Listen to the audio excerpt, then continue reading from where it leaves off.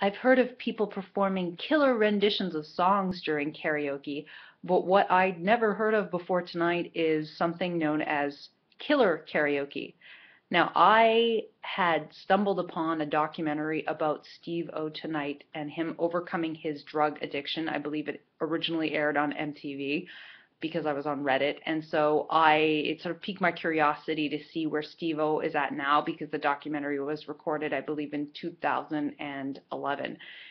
Steve-O apparently has been up to performing at different improv theaters, and as well, he has been advocating against animal cruelty. Well, all of this is quite ironic given the fact that he is also set to host a true TV show called, you guessed it, Killer Karaoke, wherein people who are performing karaoke are tortured while performing their songs.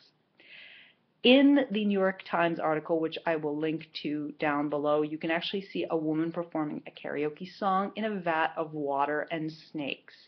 And I guess it's just very ironic that Steve, who is now advocating for the welfare of animals who are tortured against their will in slaughterhouses, would see fit to host a show where they are torturing humans. I know he's always been a sadomasochist because he was in Jackass, and maybe this just proves that he's still a bit of a sadist because I mean he always laughed at his friends getting hurt, so I guess it's within him to laugh at pain in general. But it's still funny that now he's fighting for animal rights, but in this show he clearly is not defending human rights, even if these people are desperate and volunteering their participation in killer karaoke voluntarily. They're volunteering voluntarily. Anyhow, that's redundant, but you get what I'm saying.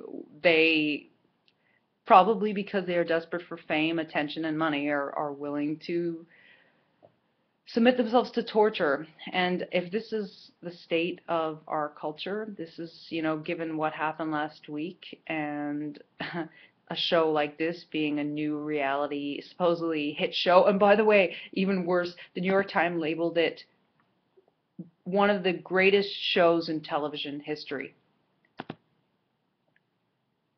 We are in desperate need in our culture of a spiritual overhaul. That's all I have to say. If Killer Karaoke is any indication, and New York Times hailing it as probably one of the best shows that has come out ever.